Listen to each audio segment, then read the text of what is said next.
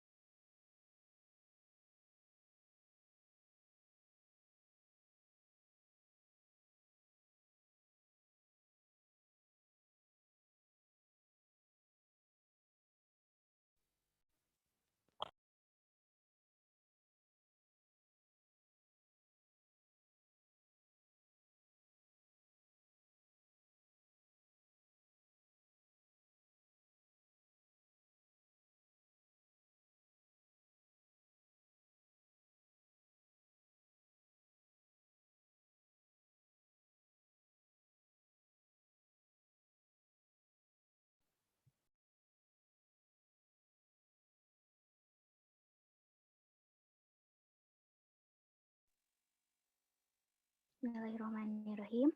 Kepada teman-teman, dipersilahkan untuk merename namanya dengan NIM_nama.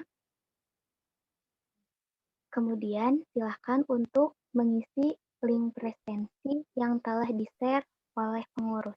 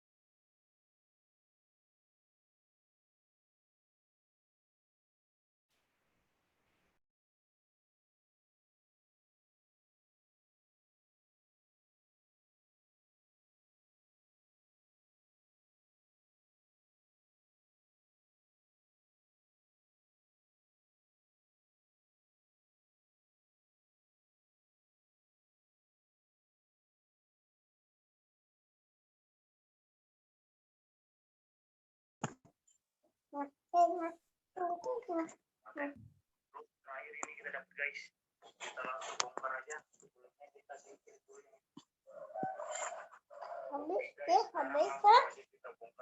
Habis deh.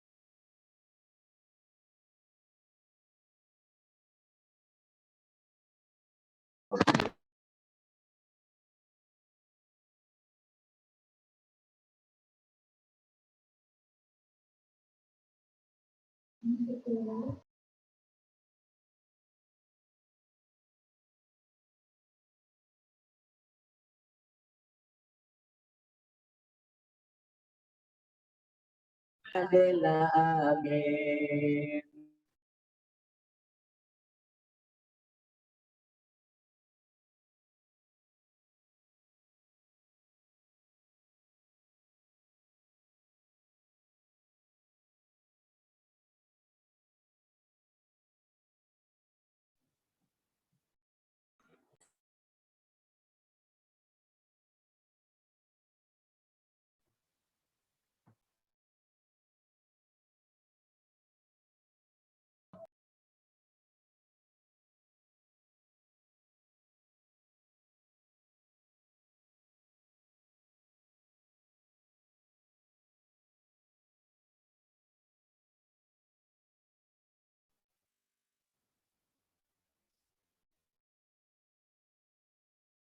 Assalamualaikum. Waalaikumsalam.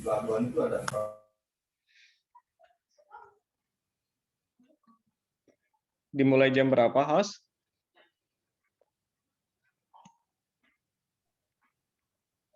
Sekarang sudah mau dimulai, Pak. Oh, baik. Siap.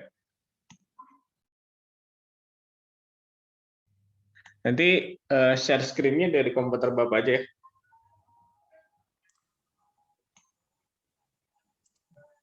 Share screen-nya mau sama Bapak? Ya. Baik, baik, Pak.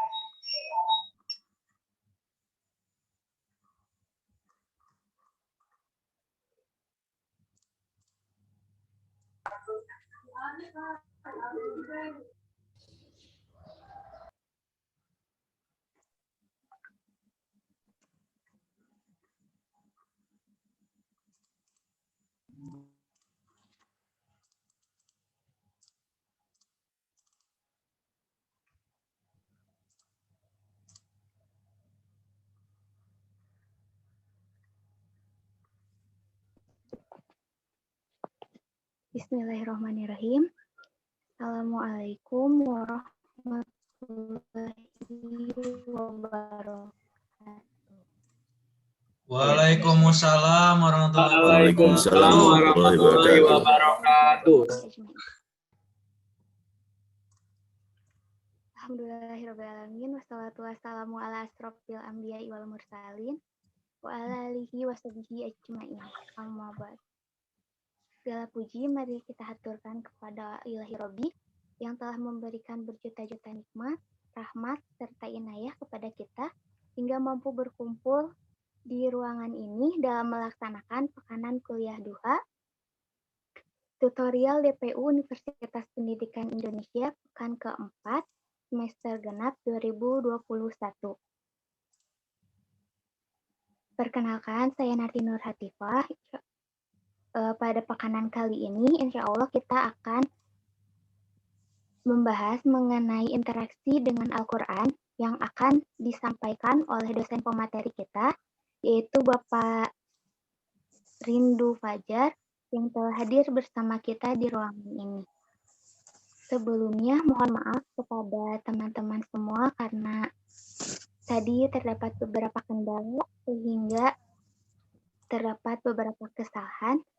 Dan diingatkan juga kepada teman-teman peserta pekanan untuk merename namanya menjadi NIM dan nama, serta diusahakan untuk on mic dan tetap unmute.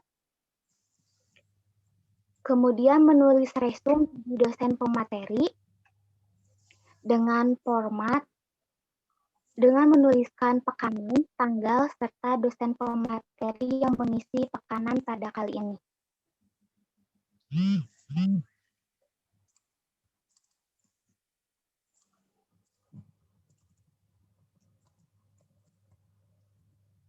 Selanjutnya, Ya, harus namanya Muhammad Rindu Fajar Islami.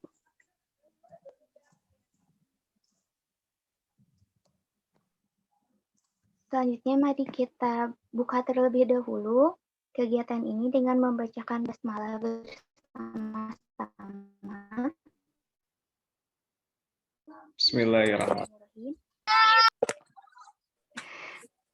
dan saya untuk membacakan terlebih dahulu CV dari dosen pemateri kita, yaitu Bapak Haji Muhammad Rindu Fajar Islami LCMAG, yang lahir di Bandung pada 24 November tahun 1987,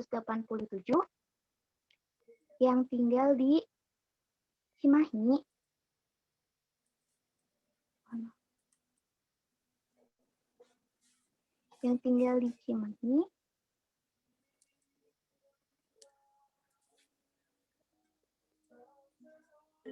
dengan riwayat pendidikan lulusan SDN Negeri 2 Cililin pada tahun 1999, lulusan dari MTS Al Zaitun pada 2002, lulusan dari MA Al Zaitun pada 2005, lulusan dari S1 Universitas Al Azhar Kairo, jurusan tafsir Fakultas Usuluddin pada tahun 2009, serta lulusan dari S2 UIN Sunan Gunung Jati, jurusan Ilmu Al-Quran dan Tafsir pada tahun 2017.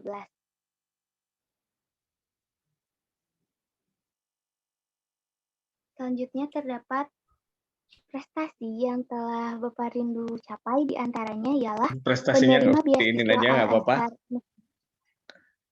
Nggak apa-apa, prestasinya nggak usah Baik, diinin kan. Bapak, terima kasih. Langsung pemateri yang saja, Bapak? Iya, Atau langsung saja lah. bagaimana? Langsung saja. Oh, baik. Karena Bapak Rindu sudah hadir di sini dan meluangkan waktu berharganya bagi kita, mari kita mulai saja ke sesi pematerian yang akan beliau sampaikan. Monggo Bapak dipersilahkan. Baik, terima kasih kepada Teh Narti ya, yang sudah memberikan kesempatan waktunya.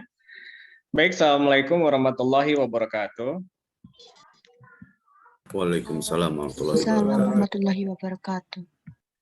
Suara Bapak terdengar jelas kan ya? Nanti kalau misalkan Sangat jelas, putus-putus, Pak. nanti kalau putus-putus beritahu aja ya.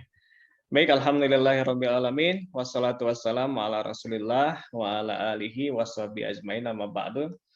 Pertama-tama mari kita panjatkan ya puja dan puji syukur kita kehadirat Allah Subhanahu wa taala, di mana alhamdulillah pada pagi hari ini kita semuanya diberikan sehat walafiat ya oleh Allah, dan juga kita bisa berkumpul ya dalam salah satu majelis ilmu ya, majelis ilmu yang insya Allah semuanya ini merupakan satu keberkahan bagi kita semuanya di saat dimana banyak orang ya sekarang di luar sana itu terbaring ya di rumah sakit ya, karena mungkin mengalami mengidap penyakit COVID ya. Dan alhamdulillah ya kita semuanya masih sehat. Ini merupakan salah satu berkah kenikmatan yang harus kita syukuri ya. Kita syukuri karena dalam ayat Al-Qur'annya juga jelas ya. Allah berfirman kan, A'udzubillahi minasyaitonirrajim. Bismillahirrahmanirrahim. La in syakartum la azidannakum wa la in kafartum inna adzabi lasyadid ya. Apa maknanya ya? La in syakartum la azidannakum ya. Kalau misalkan kita bersyukur pasti akan Allah tambahkan ya. Itu kalau dalam ilmu tata bahasa Arab gitu ya, linguistik, itu ada nun taukid ya, dan lam taukid itu menandakan betul-betul pentingnya itu ya syukur. Ketika syukur pasti akan Allah ya, pasti akan Allah tambah. Tapi wala in kafartum, kalau misalkan kita tidak mensyukuri ya, kufur nikmat, apa? Inna adzabi lasyadid. Kenapa Allah tidak, kalau di awal kan bertambah ya, bersyukur bertambah. Harusnya ketika kita kufur itu kan berkurang gitu. Tapi kenapa ayat di situ gitu ya menggunakan kalimat inna adzabi lasyadid. Ya, jadi ini menandakan bahwa kalau misalkan kita tidak mensyukuri atas nikmat yang Allah berikan, hati-hati ya, hati-hati. Bisa jadi nanti hidup kita nggak berkah, dan nauzubillah kalau misalkan kita mendapatkan azab dari Allah Subhanahu wa taala baik di dunia maupun di akhirat ya. Nah, sekali lagi ini merupakan salah satu nikmat yang harus kita kusuri bersama ya. Oke. Kemudian yang kedua ya, salawat dan salam mari kita curah limpahkan kepada junjungan kita ya, Nabi besar Muhammad sallallahu alaihi wasallam, kepada keluarga, kepada para sahabatnya, dan juga para ulama-ulama setelahnya. Baik, hari ini Bapak insya Allah akan mencoba untuk memaparkan ya terkait tema yang diberikan kepada Bapak dalam kajian duha pada kali ini. Temanya itu adalah interaksi bersama Al-Qur'anul Karim ya, atau kalau dalam bahasa Arabnya itu kaifa nata'amul ma'al Qur'an al-Karim ya. Bagaimana kita berinteraksi ya bersama Al-Qur'anil Karim dalam dimensi modernitas dan globalisasi ya. Jadi memang kita itu hidup sekarang itu di tengah-tengah kemodernan ya, dan juga harus globalisasi ya, yang mana kita harus betul-betul menanggapi dan meresponnya dengan positif agar kita tidak terbawa arus ya, agar kita tidak terbawa arus dan kita masih tetap dalam kondisi keimanan kita kepada Allah. Baik, ini yang jadi pertanyaan Bapak nih ya. Ini sebelum kita masuk ke inti materi ya, Bapak ingin sedikit menstimulus ya. Pertanyaannya adalah limada takhallafna wa ma'anal Qur'an ya. Limada takhallafna wa ma'anal Qur'an. Ada yang tahu nggak apa arti dari kalimat tersebut? Siapa di antara Anda sekalian yang tahu? Silahkan yang mungkin pernah belajar bahasa Arab mencoba untuk menerjemahkan. Ada yang bisa? Jadi nanti Bapak dalam penyampaian materi, insya Allah ya sedikit-sedikit akan mengkombinasikan dengan bahasa Arab ya. Silakan. Limada takhallafna wa ma'anal Qur'an. Ini yang harus menjadi perhatian kita bersama ya. Limada takhallafnya artinya apa? Kenapa kita itu sebagai umat Islam menjadi umat yang terbelakang pada saat ini ya? Pada saat ini ya. Wa ma'anal Qur'an. Padahal di tengah-tengah kita itu ada sebuah kitab suci, ada sebuah pedoman yang betul-betul diberikan oleh ya Sang Pencipta alam semesta ini, yang apabila dilakukan, diaktualisasikan, diwujudkan, itu padahal bisa berhasil. Tapi kenyataannya realitasnya kenapa ya? Kenapa gitu? Nah, ini kalimat ini Bapak kutip ya dari salah satu seminar ya, seminar internasional yang dipaparkan oleh Al-Ustadz Dr. Muhammad Daud ya. Beliau merupakan Profesor Dr. Muhammad Daud ini seorang guru besar di salah satu universitas terkenal di Al-Azhar ya, di Kairo Mesir ya. Di Mesir di Qanat Suez.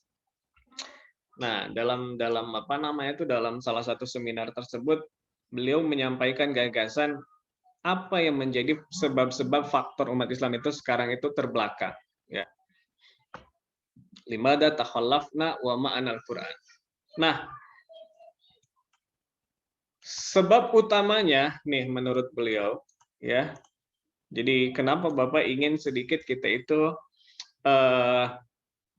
melihat perkembangan situasi ya masyarakat Muslim kontemporer pada saat ini, karena nanti biar kita tergerak ya, terdorong hatinya untuk apa? Untuk mengkaji Al-Qur'an lebih dalam ya. Kita paparkan dulu fenomena-fenomena yang terjadi di dunia saat ini ya. Nah, menurut Prof Daud ya, jawabannya sangat jelas. Wal Qur'an yujibuna ya. Al-Qur'an menjawab dengan tegas ya. Kenapa umat Islam pada saat ini itu tidak menjadi umat yang unggul, tidak menjadi umat yang maju ya. Dalam ekonomi kita kalah dari Cina ya. Dalam hal riset gitu ya, pengembangan teknologi kita kalah dari Amerika gitu ya. Nah, ternyata dijawab, Al-Qur'an sendiri menjawab, hina tatabil ummah haji Al-Qur'an ya. Jadi kalau kita umat Islam ingin menjadi umat yang maju ya, maka salah satu caranya, jalan utama dan jalan satu-satunya adalah apa? Kita harus mengikuti ya petunjuk-petunjuk apa yang ada di dalam Al-Qur'an ya. Jangan hanya membaca ya. Wa tatahaqqaqu bihi wa tata'attala hal manzilatil aliyah ya. Tatkala kita mampu mengaktualisasikan ya, kita mampu mengaktualisasikan, kita mau menerapkan, kita mau melaksanakan apa yang ada di dalam Al-Quran, maka umat Islam itu pasti akan menjadi umat yang terdepan. Peradaban umat Islam itu pasti akan menjadi peradaban yang akan disorot oleh dunia, gitu ya. Sama seperti zaman Rasulullah SAW, ya.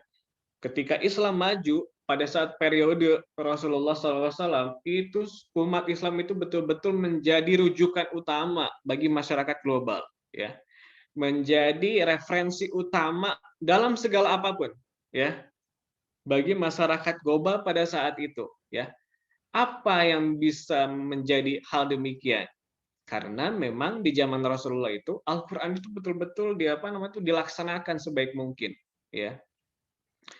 Kemudian kata Prof. Daud juga li'annal Qur'an akkada fi wudu wa dzikra anna barakatal Qur'an lima ya'malu bihi. Nah, menurut Prof. Daud, hasil penelaahannya yang begitu kritis dan tajam, ya, itu memang Al-Qur'an sendiri sudah menegaskan dalam kejelasan yang betul-betul jelas apa? Barakatul Qur'an lima ya'malu bihi.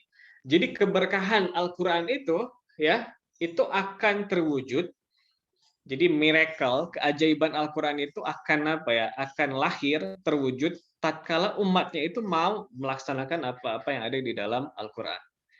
Hal ini ditegaskan oleh Allah, ya, dalam surat Al-Baqarah, ya, di awal-awal surat.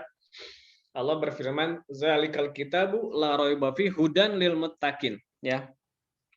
Al-Qur'an ini tidak ada keraguan, ya. Maksudnya tidak ada keraguan itu apa? Al-Qur'an itu merupakan betul-betul dari Allah, ya, yang pasti akan berhasil, ya. Pasti akan berhasil, umat Islam pasti akan maju, ya. Umat Islam peradabannya pasti akan tinggi. Ketika apa? Ada syaratnya di sini, hudan lil muttaqin. Menjadi petunjuknya itu buat siapa, ya? Kata Allah lil muttaqin, bagi orang-orang yang bertakwa. Orang-orang yang bertakwa itu seperti apa, ya? Orang-orang yang bertakwa itu adalah orang-orang yang betul-betul dekat kepada Allah, mau melaksanakan perintahnya, ya, dan mau menjauhi segala larangannya, ya. Nah, ini kuncinya. Nah, dari hasil pengamatan yang dilakukan oleh Profesor Muhammad Daud, Imam Daud, ya, rupanya ada beberapa fenomena-fenomena yang beliau capture, ya, yang beliau tangkap, yang mungkin bisa jadi ini menjadi penyebab faktor keterbelakangan umat Islam. Di antaranya, ya, yang pertama gitu, ya, kita lihat bahwa banyak fenomena-fenomena yang terjadi, ya, bahwa Al-Quran itu pada saat ini umat Islam hanya terfokus kepada tilawah atau hifzan, ya, hanya terfokus kepada bagaimana membaca saja dan menghafal, ya. Jadi umat Islam itu pada saat ini itu mayoritasnya masih dalam tataran membaca dan menghafal, ya. Dan kebanyakan dari mereka, ya, kata Prof. Daud, qad hajarna Al-Quran. Justru yang menjadi tujuan esensi utamanya itu ditinggalkan, ya. Perintahnya, ya, larangannya itu justru ditinggalkan, ya, oleh umat Islam itu, ya. Nah, inilah yang menjadi sebab kenapa umat Islam itu menjadi terbelakang. Mohon maaf, ya, sebentar ada telepon dulu dari Pak Saiful, panitia, ya. 2 menit.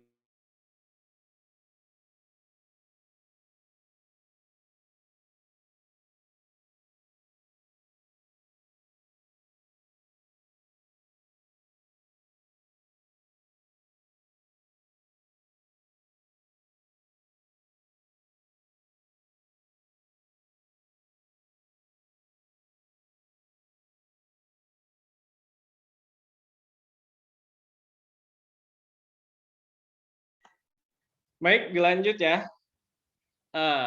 Jadi itu fenomena yang pertama, ya.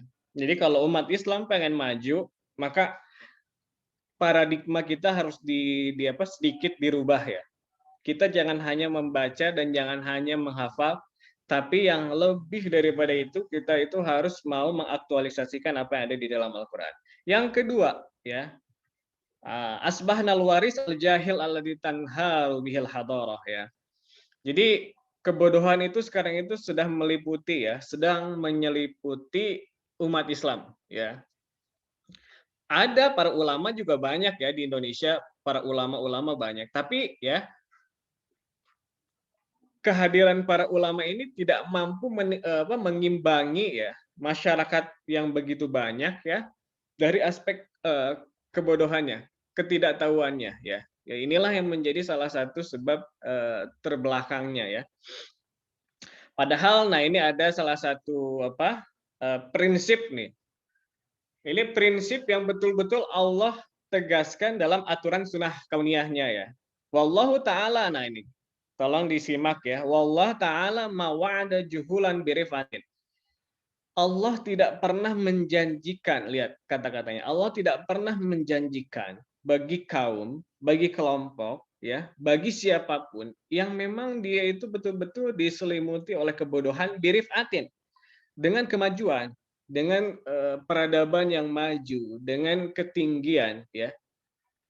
Yang bagaimana yang Allah janjikan itu, nah, innama wa'ada ahlal ilmi, ya. Jadi hanya orang-orang yang berilmu lah yang Allah akan angkat derajatnya, ya. Jadi dalam urusan dunia,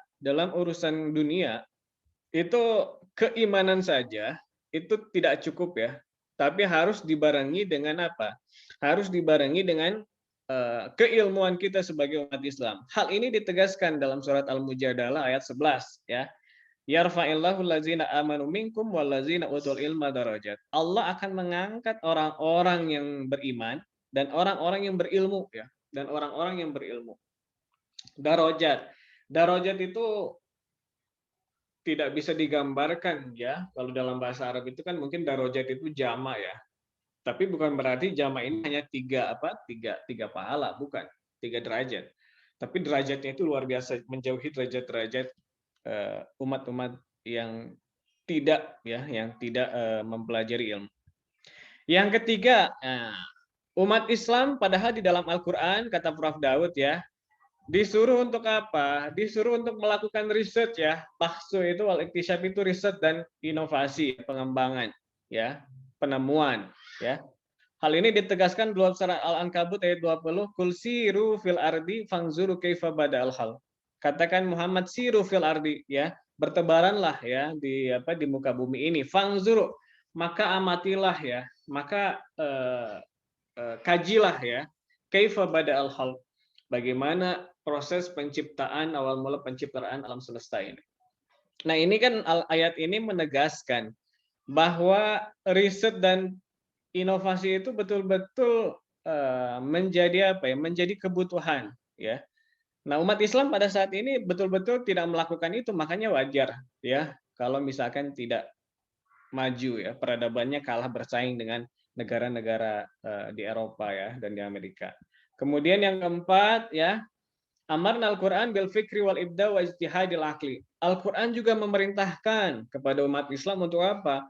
Untuk selalu ya, bagaimana akal kita itu diisi oleh nutrisi-nutrisi keilmuan yang positif ya. Wal ibda ya. Ya ini juga sama inovasi ya. Nah, dalam Al-Qur'an ya, isyarat tersebut sudah ada ya.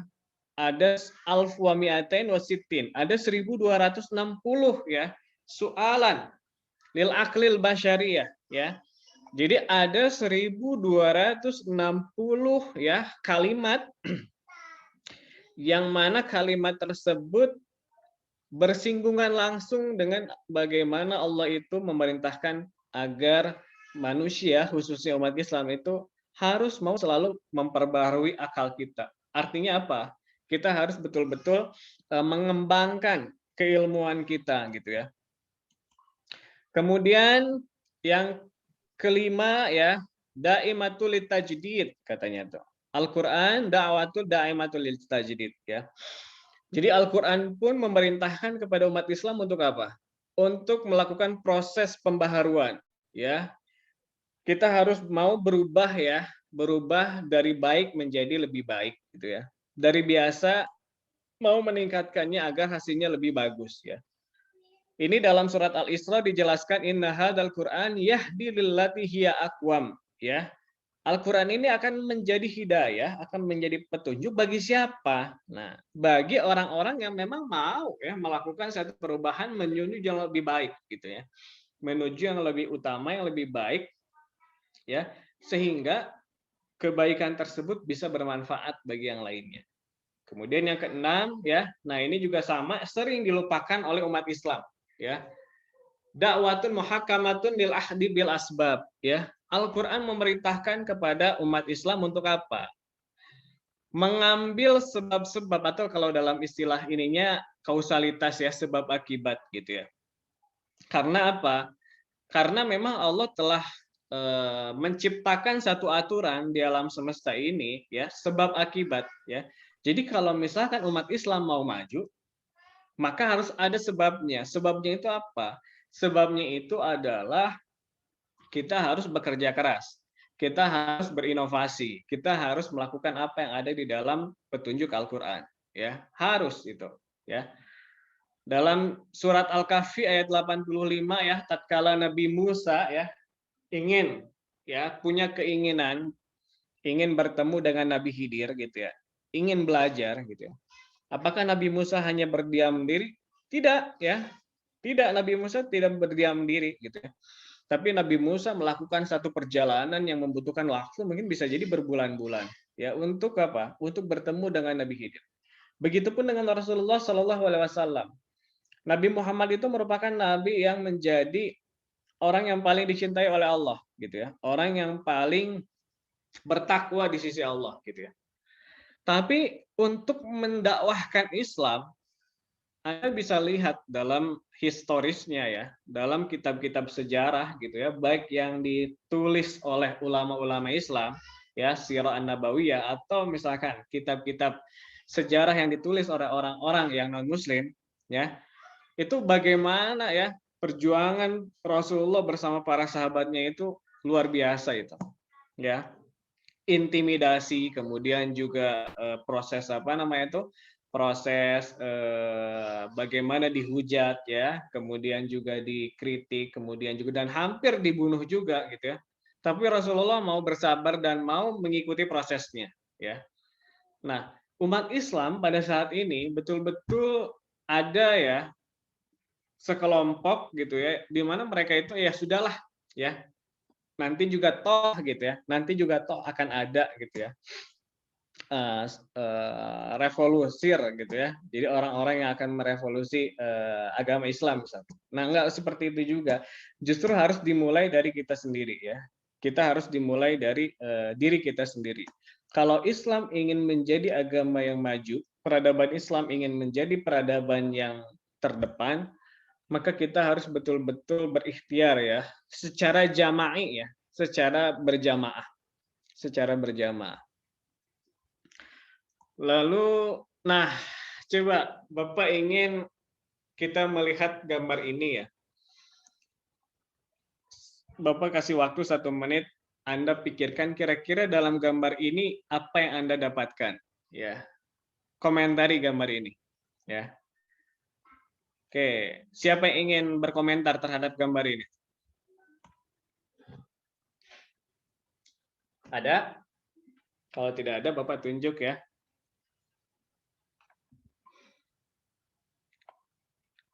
Baik, coba dikomentari oleh Nabil Dwi Ana, coba. Nabil Dwi Ana ada?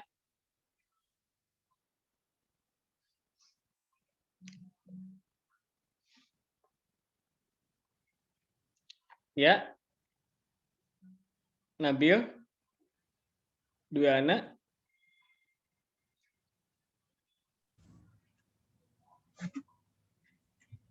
Silahkan, kira-kira gambar ini menjelaskan apa nih? Apa yang Anda lihat dari gambar ini?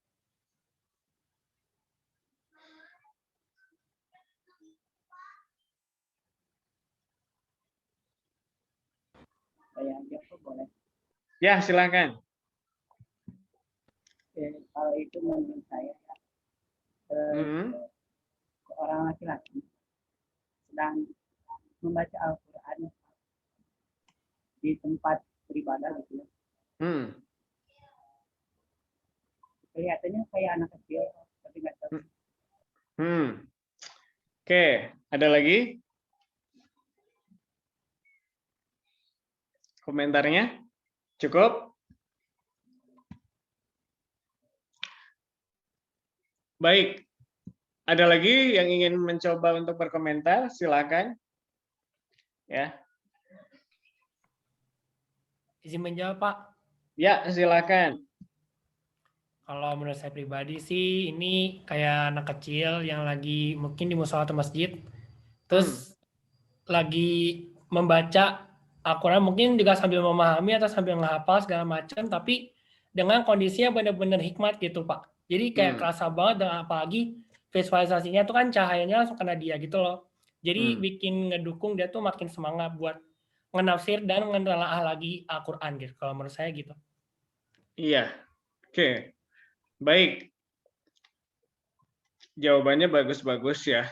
Jadi intinya di sini sekali lagi ya. Tadi gagasan besar yang ingin disampaikan oleh Prof. Daud kepada kita semuanya gitu ya.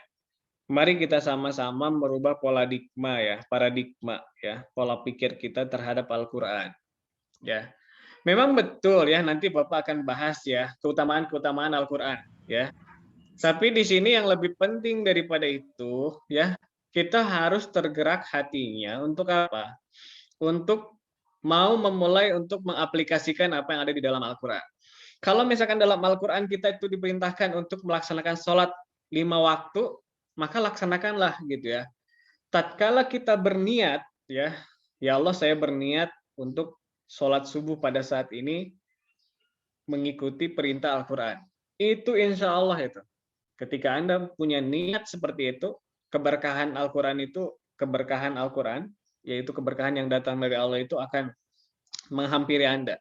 Bisa jadi ya hidup Anda akan tentram, damai, dan lebih berkah. Bahkan bisa jadi lebih maju gitu ya. Nah itu ya, gagasan besarnya. Jadi mari dari sekarang kita coba untuk mulai ya merubah pola pikir kita. Dengan cara apa? Dengan cara kita harus mau memulai mengaplikasikan apa yang di dalam Al-Quran. Baik, itu pengantar ya. Sekarang kita akan mulai ya dari definisi. Bapak kira semuanya sudah tahu lah Al-Quran itu apa ya. Tapi di sini Bapak ingin mengulas saja. Jadi Bapak mengambil pendapat Quraisy Shihab ya, Muhammad Quraisy Shihab. Itu Al-Quran itu merupakan kalamullah yang bersifat mu'jizat ya, yang diturunkan kepada Nabi Muhammad SAW melalui perantara malaikat Jibril dengan lafaz dan maknanya dari Allah Subhanahu wa taala yang dinukilkan secara mutawatir. Membacanya merupakan ibadah, dimulai dengan surat Al-Fatihah dan diakhiri dengan surat An-Nas ya. Jadi Al-Qur'an yang kita baca ya, yang kita baca setiap hari itu kita itu harus yakin ya bahwa Al-Qur'an yang kita baca itu merupakan kalamullah ya. Merupakan perkataan Allah Subhanahu wa taala ya. Bukan perkataan manusia, bukan perkataan Nabi Muhammad, bukan perkataan malaikat Jibril, tapi itu betul-betul kalamullah ya. Merupakan firman Allah Subhanahu wa taala ya. Firman Allah Subhanahu wa taala yang bersifat mukjizat. Nah, mukjizat di sini adalah bagaimana Al-Qur'an ini mampu memberikan hidayah lah ya dan petunjuk kepada umat manusia, dan itu bisa jadi ya Al-Quran ini sebuah tantangan yang Allah berikan kepada semua umat manusia yang apa? Yang meragukan ya, yang meragukan Al-Quran. Karena dalam sejarahnya itu banyak gitu ya kaum-kaum, bahkan masyarakat jahiliyah ketika waktu itu mayoritas itu mereka itu meragukan Al-Quran. Mereka memandang ya isunya dan hoaxnya ya, fitnah-fitnah yang disebarkan oleh umat ya masyarakat jahiliyah ketika saat itu, wah udah Al-Quran itu bukan firman Allah, itu mah hanya perkataan Nabi Muhammad saja katanya. Di mana Muhammad itu pernah belajar gitu ya ke sini gitu ya. Nah isu-isu yang digemborkan itu seperti itu. Makanya di sini ditegaskan bahwa Al-Quran itu merupakan firman Allah ya. Diturunkan kepada siapa? Kepada Nabi Muhammad SAW, penutup para nabi ya. Penutup para nabi melalui perantara malaikat Jibril ya. Malaikat Jibril ini merupakan malaikat yang memang fungsinya tugasnya itu ya, tugas pokoknya itu adalah untuk menyampaikan wahyu ya, menyampaikan wahyu. Lafal dan maknanya dari Allah. Nah, ini kalimat yang ada di dalam Al-Qur'an maupun maknanya itu dari Allah Subhanahu wa taala. Berbeda dengan hadis ya. Hadis itu pelafalannya itu dari Nabi Muhammad SAW. Kemudian juga yang dinukilkan secara mutawatir ya. Jadi memang prosesnya itu betul-betul secara mutawatir, turun menurun. Kemudian membacanya merupakan ibadah ya.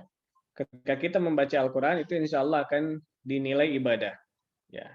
Kemudian dimulai dari surat Al-Fatihah dan diakhiri dengan surat An-Nas.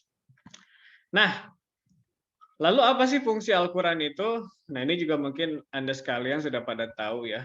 Pertama, petunjuk jalan yang lurus bagi manusia. Kemudian juga merupakan mukjizat bagi Nabi Muhammad SAW ya. Kemudian penyempurna bagi kitab-kitab sebelumnya, menjelaskan permasalahan yang terjadi di kalangan manusia dan masih banyak yang lainnya lah.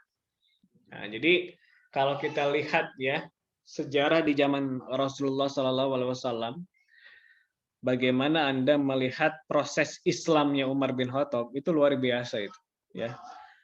Pada awalnya itu bagaimana Umar bin Khattab itu ingin membunuh Rasulullah. Karena apa? Karena dipandang sebagai orang yang memecah belah umat manusia ya, khususnya masyarakat jahiliyah ketika waktu itu. Tapi tatkala Umar bin Khattab mendengar ya lantunan ayat suci Al-Qur'an yang dibacakan oleh adiknya ya, itu luar biasa itu. Saudaranya ya. Luar biasa dan akhirnya mendapatkan hidayah dan masuk ke dalam ajaran agama Islam. Kemudian, nah, lalu apa saja keutamaan membaca Al-Quran?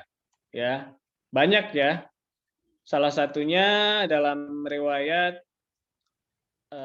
Abdullah bin Mas'ud radhiyallahu anhu berkata, pelajarilah Al-Quran karena sesungguhnya kalian diganjar dengan membacanya setiap huruf 10 kebaikan. Aku tidak mengatakan itu untuk alif lam mim, akan tetapi untuk alif lam mim ya. Jadi satu huruf yang Anda baca di dalam Al-Qur'an itu insya Allah ya akan diganjar oleh Allah Subhanahu wa taala dengan 10 kebaikan. Ketika kita baca bismillahirrahmanirrahim ya. Bismi ada 3, Allah ada 4 ya, pokoknya lebih dari 10 lah. 10 kali 10 kebaikan itu 100 kebaikan hanya dengan membaca bismillahirrahmanirrahim. Kemudian riwayat yang lainnya dari Tamim Ad-Dari ya, Rasulullah SAW bersabda, siapa yang membaca 100 ayat pada suatu malam dituliskan baginya pahala sholat sepanjang malam ya. Nah, ini beberapa keutamaan ketika kita membaca Al-Qur'an. Lalu dalam surat Fatir ayat 29 sampai 30 ya. Sesungguhnya orang-orang yang selalu membaca kitab Allah dan mendirikan sholat dan menafkahkan sebagian dari rezeki yang kami anugerahkan kepada mereka ya dengan diam-diam dan terang-terangan, mereka itu mengharapkan perniagaan yang tidak akan merugi ya. Artinya Allah tidak akan membiarkan orang-orang yang membaca Al-Quran itu tanpa pahala ya. Jadi pahalanya itu betul-betul dipersiapkan sedemikian rupa ya, sebanyak mungkin bagi mereka yang betul-betul mau membaca dan mau mengaktualisasikan apa yang ada di dalam Al-Quran. Kemudian, nah, bagaimana cara kita ya, kita sebagai umat Islam membangun interaksi bersama Al-Quran. Nah, ini ada 4 ya. Pertama, kita coba upayakan untuk membaca dan menghafal Al-Quran. ya coba Anda setiap hari ya. Bagi yang belum bisa baca satu halaman, cobalah dimulai dari 1-2 ayat gitu ya. Kalau belum bisa 2 ayat, cobalah 1 ayat dulu lah. Kalau misalkan nggak bisa juga masalah ya. Jadi setiap hari kita coba ya mengawali baca Quran. Dan ada beberapa riset yang dilakukan oleh intelektual dunia ya. Itu ternyata riset tersebut membuktikan bahwa orang yang selalu membaca dan menghafal Quran itu kapasitas otaknya itu betul-betul meningkat ya. Intelektual ya. Kemudian kecerdasan orang yang membaca Al-Quran, yang sering membaca Al-Quran itu akan berbeda dengan orang yang tidak membaca, yang jarang membaca. Ya, ini udah dibuktikan dengan penelitian riset yang sebagian sudah dipublikasikan di jurnal-jurnal internasional. Ya, Anda boleh searching nanti di di Google. Ya, jadi tahap yang pertama coba kita membaca dan menghafal Al-Quran. Dan membacanya pun diusahakan harus sesuai dengan kaidah ya, tajwid ya, kaidah tajwid ya. Kita nggak mesti harus seperti Muammar gitu ya, atau kita nggak mesti harus seperti Syekh Masyari Rosid misalkan. Tidak. Yang penting panjang pendeknya betul gitu ya. Kemudian tajwidnya juga betul ya. Lalu yang kedua, setelah kita terbiasa membaca dan menghafal Al-Quran, jangan sampai di situ saja ya.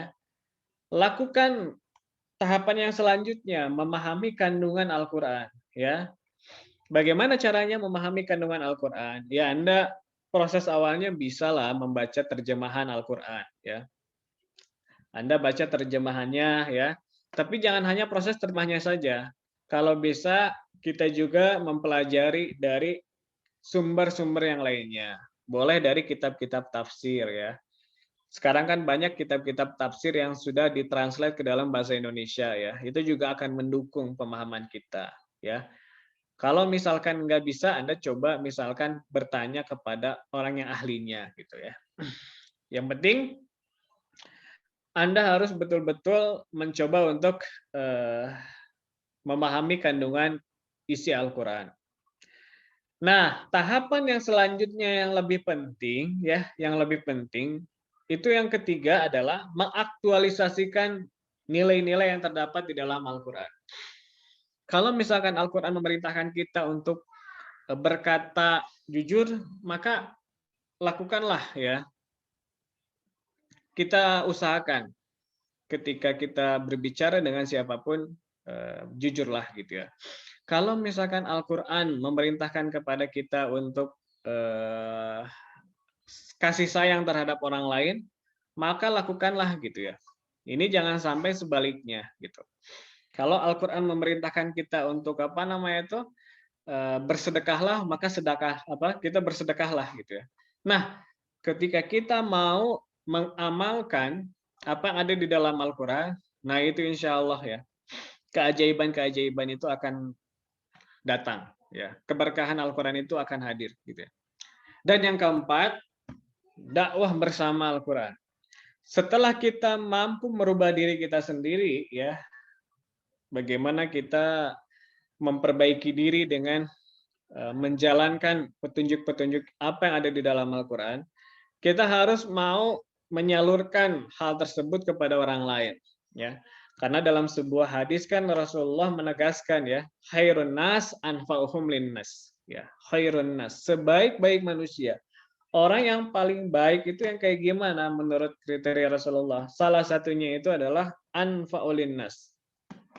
Anfa'un nas ya. Jadi yang paling bermanfaat ya. Kita dakwahkanlah ya Al-Qur'an ini kepada orang lain. Insya Allah itu pahalanya double ya. Nah itu ya, ada 4 bagaimana cara kita berinteraksi dengan Al-Quran. Membaca, menghafal, kemudian memahami kandungan Al-Quran, lalu dilanjutkan dengan menerapkan isi Al-Quran, dan yang terakhir, kita berdakwah bersama Al-Quran. Ini host berapa menit lagi host? Panitia? pematerian sampai pukul 10:10 Bapak. 10 lebih 10 menit. 10 menit. Materinya aja itu sampai diskusi. Diskusi Bapak untuk materinya sampai 9:50. Baik. Oke, kita persingkat saja ya. Nah, sekarang Bapak ingin menjelaskan karakteristik Al-Quran. Ya, karakteristik Al-Quran. Pertama, Al-Quran itu kitabun ilahiyun. Ya, ini yang harus kita bangun ya. Bahwa Al-Quran itu merupakan satu kitab suci yang ilahiyun. Yang betul-betul 100% ya, 100% itu apa yang ada di dalam Al-Quran itu merupakan firman Allah ya. Jadi jangan sampai kita tidak meyakini bahwa Al-Quran itu merupakan kitabullah ya. Tapi Al-Quran itu betul-betul harus kita yakini sebagai firman Allah Subhanahu wa taala, bukan perkataan Nabi Muhammad, bukan perkataan malaikat Jibril, bukan perkataan manusia, tapi betul-betul Al-Quran ini merupakan firman Allah ya. Banyak makanya di dalam Al-Quran ayat-ayat yang berkaitan dengan tauhid ya. Dalam surat Al-Ikhlas gitu kan Allah menjelaskan ya, qul huwallahu ahad, katakanlah bahwa Allah itu satu ya. Nah, ini menjelaskan bahwa memang Al-Quran itu salah satu karakteristiknya itu kitabun ilahiyun. Satu kitab suci yang dari Allah Subhanahu wa taala. Yang kedua, Al-Quran itu kitabun mahfuz ya. Al-Quran itu merupakan kitab suci yang akan terjaga ya, akan terjaga sampai hari kiamat ya. Kalau misalkan kita lihat kitab-kitab suci yang sebelumnya ya, itu kitab-kitab suci yang sebelumnya itu banyak ya. Ayat-ayatnya itu yang mungkin dirubah ya, distorsi ya, disimpangkan. Bisa jadi karena adanya unsur-unsur politik, unsur-unsur ekonomi. Tapi kalau Al-Quran itu dari zaman Nabi Muhammad atau bahkan dari Lauhul Mahfuznya ya, sampai hari kiamat itu akan tetap terjaga orisinalitasnya ya. Bagaimana caranya ya? Kalau kita lihat dari fenomena-fenomena di zaman sekarang saja, itu orang-orang yang menghafal Al-Quran itu makin hari makin tambah banyak gitu ya. Pesantren-pesantren tahfidz dari tahun ke tahun itu semakin meningkat. Nah, ini kan selaras dengan apa yang Allah firmankan di dalam Al-Quran. Inna nahnu nazzalna dzikra wa inna lahu lahafizun. Ya. Sesungguhnya kami ya, inna nahnu nazzalna dzikra, kami yang menurunkan az-dzikra, az-dzikra Al-Quran, wa inna lahu lahafizun, dan pasti akan kami jaga ya orisinalitasnya. Kemudian Al-Quran sebagai kitabun mu'azizun, sebagai kitab suci yang betul-betul ingin menantang. Mukjizat itu kan, azaza itu kan kalau dalam bahasa Arab itu kan artinya lemah ya. Artinya Al-Quran ini ingin Allah pertunjukkan bagi umat manusia bahwa ini tuh mukjizat dan betul-betul dari Allah. Kalau misalkan manusia meragukan ya orisinalitasnya, silahkan buat gitu ya. Bahkan Allah menantang ya dengan satu surat tapi tidak ada yang mampu gitu ya. Dalam sejarahnya banyak ya orang-orang atau oknum-oknum yang berupaya untuk merubah Al-Quran, yang ingin membuat tandingan, tapi nggak pernah bisa ya, tapi tidak akan pernah bisa. Kemudian yang kelima, Al-Quran kitabuddin kulluh ya. Jadi Al-Quran ini sebagai kitab suci yang memang menjadi format ya, menjadi kandungannya itu tentang agama ya semuanya ya. Akidah, syariat, kemudian juga akhlak gitu ya. Nah, itu komponen-komponen yang ada di dalam agama. Kemudian juga Al-Quran kita buzamanu kulluh. Al-Quran ini akan tetap tetap selaras di zaman dimanapun, kapanpun ya. Ketika misalkan Al-Quran digunakan di zaman Rasulullah, itu akan akan memberikan keajaiban. Ketika Al-Quran kita lakukan di zaman sekarang pun itu akan selaras ya, akan selaras dan betul-betul akan akan bisa diambil intisarinya gitu ya, sehingga itu bisa memecahkan problematika yang ada di zaman sekarang gitu ya. Kemudian yang ketujuh, Al-Quran Kitabul Insani Kulluha. Ya. Jadi Al-Quran ini tidak hanya berbicara satu sisi dari umat manusia ya, tapi betul-betul rahmatan lil alamin. Sebagai rahmat bagi alam semesta. Jadi bagi semua umat manusia, tidak ada perbedaan ya. Jadi yang paling menjadi standarisasi di sisi Allah itu ketakwaan ya. Apakah kita kulit putih atau kita kulit hitam? Apakah kita itu orang Bandung ataukah orang Jawa misalkan, apakah kita itu Indonesia atau apakah misalkan orang Amerika? Menurut Al-Qur'an semua manusia itu sama ya. Universalitas ya. Yang membedakan itu ketakwaan di sisi Allah Subhanahu wa taala. Oke, kemudian nah ini secara singkat saja maqasid tujuan Al-Qur'an itu pertama, kenapa Al-Qur'an itu diturunkan? Salah satu maksud tujuannya tashihul aqaid ya. Jadi untuk memperbaiki merevolusi akidah-akidah, keyakinan-keyakinan yang salah ya. Mungkin di masyarakat jahiliyah ketika waktu itu ya. Banyak yang menyembah berhala-berhala. Nah, Al-Qur'an datang salah satu tujuannya itu untuk meluruskan akidah yang menyimpang itu. Kemudian yang kedua, takrir karamatul insan wa hukuk ya, wa hukukihi ya. Jadi menegaskan bagaimana manusia itu betul-betul mulia lah, dimuliakan oleh Allah Subhanahu wa taala ya, dan hak-haknya ya. Jadi manusia itu betul-betul menjadi makhluk yang betul-betul diistimewakan oleh Allah ya. Kita lihat alam semesta ini semuanya ditundukkan oleh Allah untuk apa?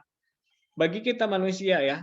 Matahari diterbitkan dari timur ke sebelah barat gitu ya. Kemudian berfungsi untuk memberikan penyinaran bagi bumi ini gitu ya. Salah satunya itu untuk itu.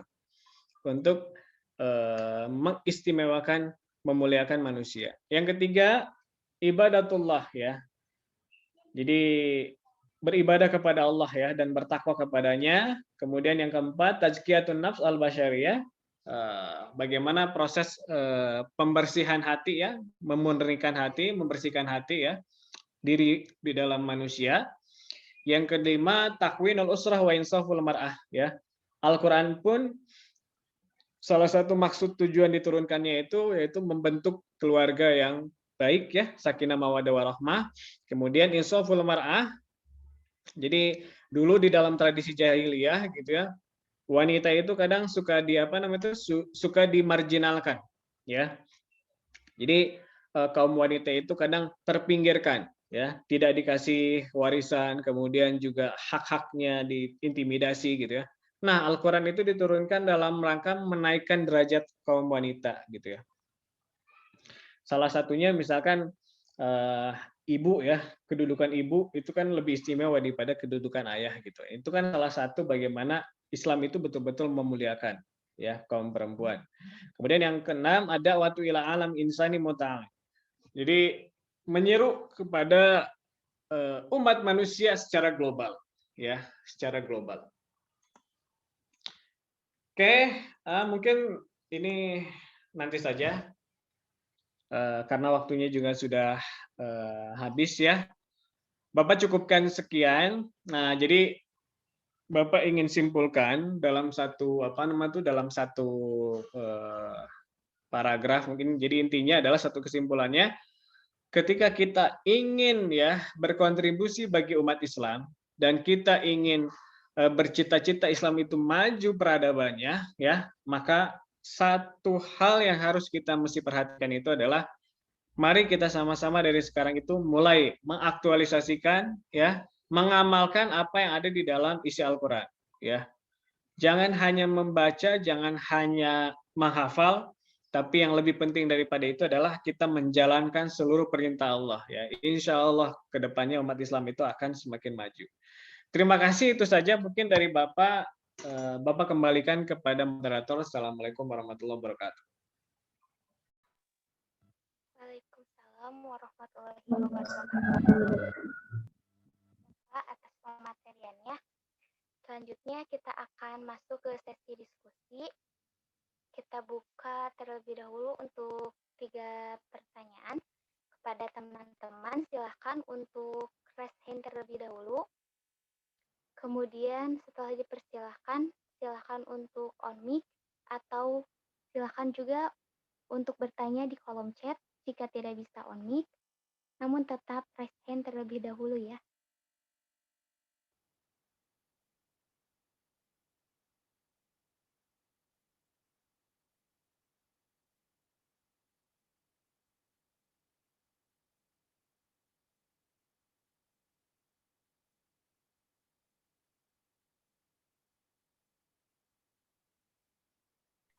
Sudah cukup jelas kayaknya panitia nih. Alhamdulillah. Sudah ada yang ingin bertanya, Bapak? Wah, silakan. Dari 1-2 orang aja ya. Karena Bapak ada kegiatan. Silakan. 1 orang saja. Kepada Kang Adim Sonjaya dari Pendidikan Ekonomi, silahkan. Apakah on mic atau chat? Ya. Oke, ya. Bismillahirrahmanirrahim. Izin bertanya, Pak.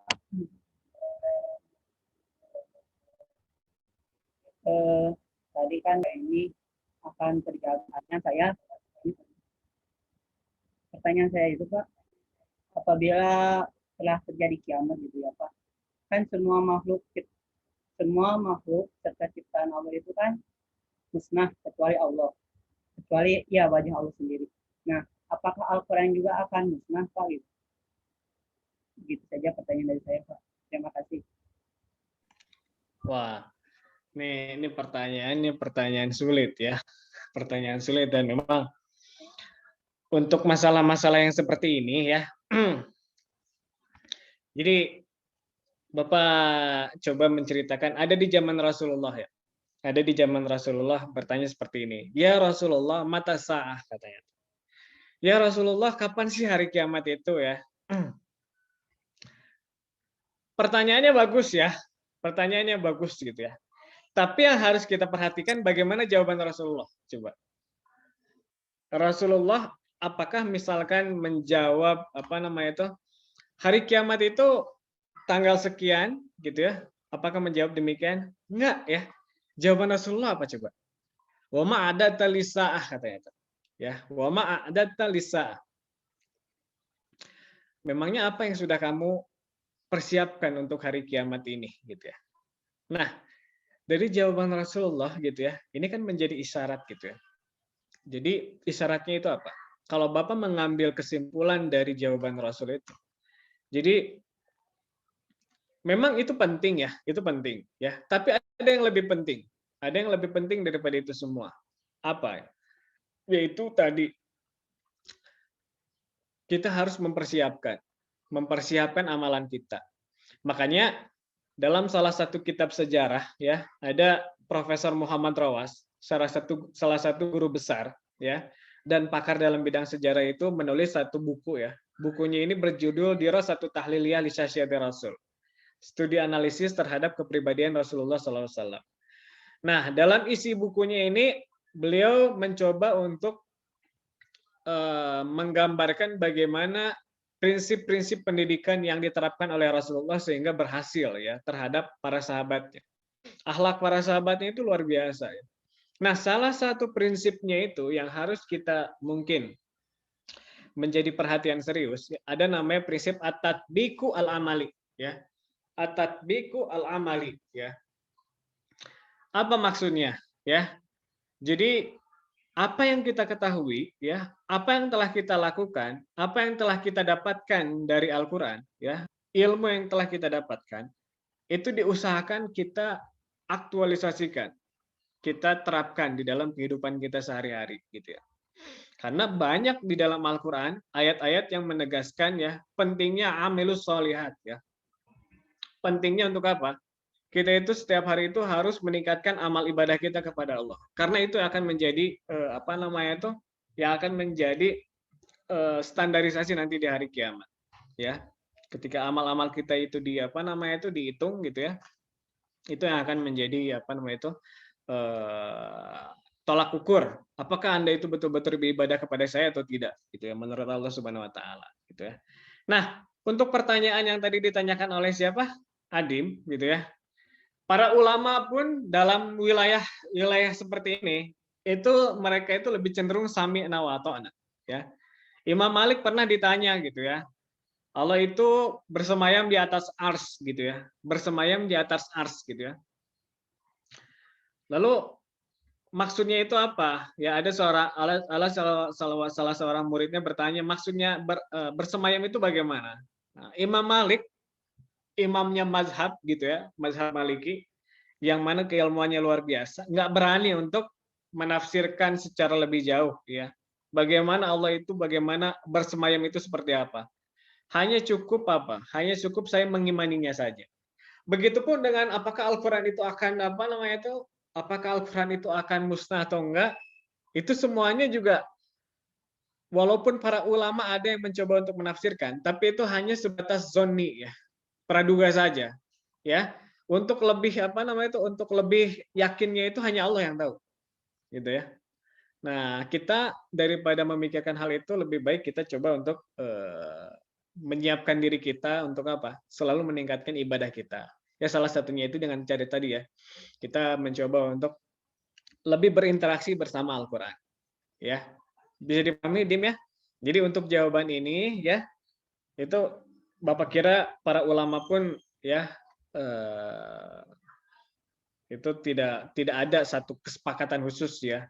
Apakah hilang atau enggak gitu. Karena semua jawaban yang ada pun menurut Bapak itu lahirnya itu dari penafsiran-penafsiran yang mungkin bisa jadi zonni gitu ya. Zonni itu dalam artian praduga, belum ada yang pasti gitu. Yang hanya tahu itu hanya Allah Subhanahu wa taala. Sama seperti kiamat itu kapan? Hanya Allah yang tahu gitu. Bisa dipahami ya? Ya, mendingan kita siapkan diri kita. Oke. Itu saja mungkin ya. Ya, sama-sama ya. Mudah-mudahan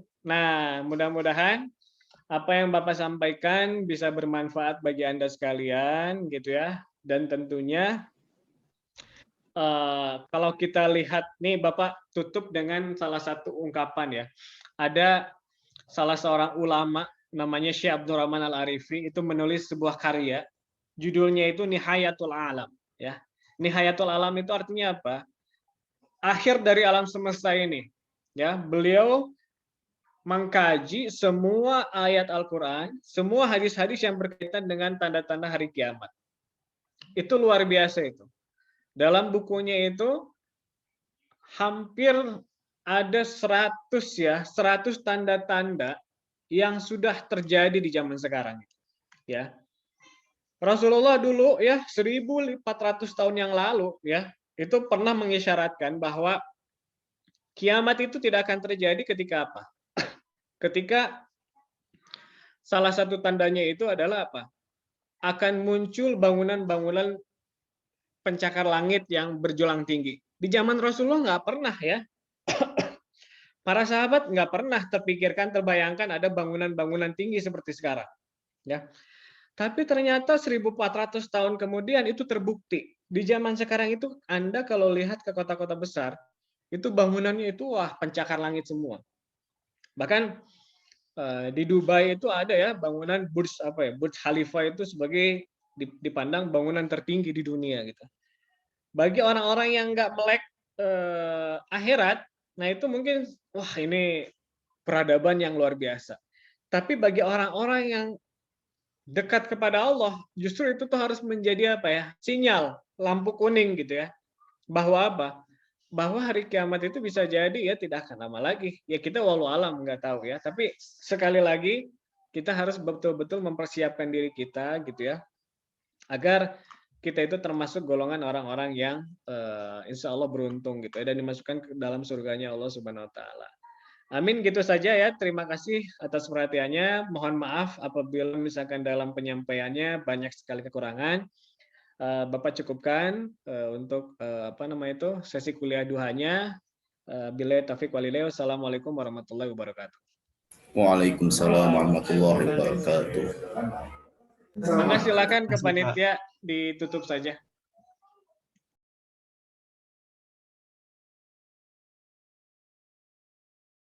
Bapak mohon maaf kepada panitia dan yang lainnya, berhubung Bapak ada kegiatan ya, Bapak undur diri ya, undur diri. Maka semuanya Assalamualaikum warahmatullahi wabarakatuh. Waalaikumsalam warahmatullahi wabarakatuh. Terima kasih Bapak atas pematerian dan waktunya.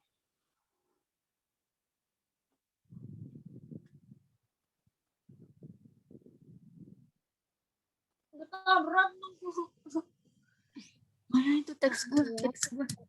Apalagi? Mas-mas, selanjutnya Buat apa?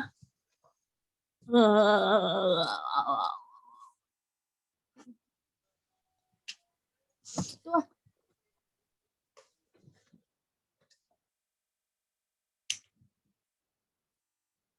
Ini tuan nggak? Gampang di black nggak? Susah. Iya.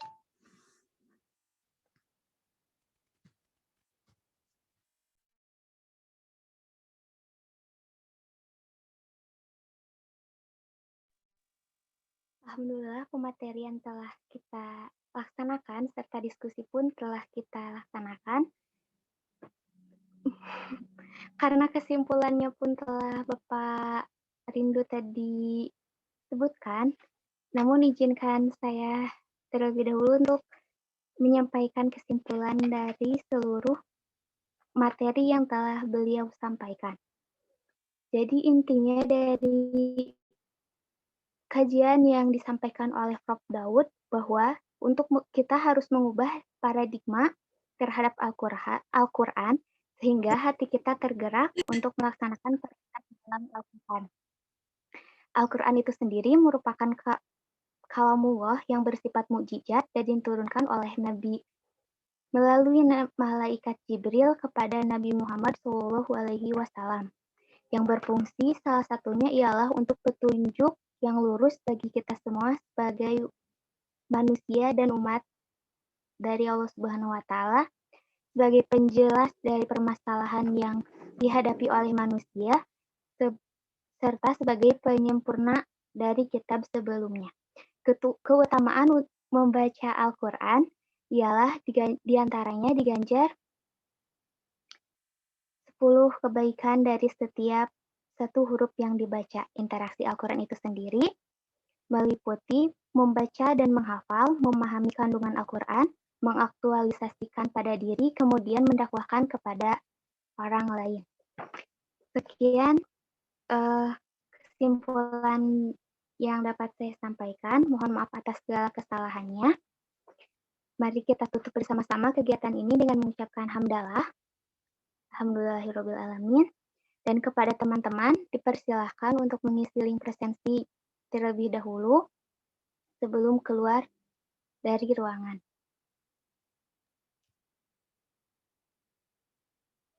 Dan bagi teman-teman yang ingin menginfakkan sebagian kecil rezekinya, silakan untuk men-scan QR yang telah di-share-kan oleh panitia melalui GoPay, Dana, OPPO, Link Aja, atau ShopeePay. Sekian yang dapat saya sampaikan. Mohon maaf atas segala kesalahannya. Billahi taufiq wal hidayah. Wassalamualaikum warahmatullahi wabarakatuh. Waalaikumsalam warahmatullahi wabarakatuh.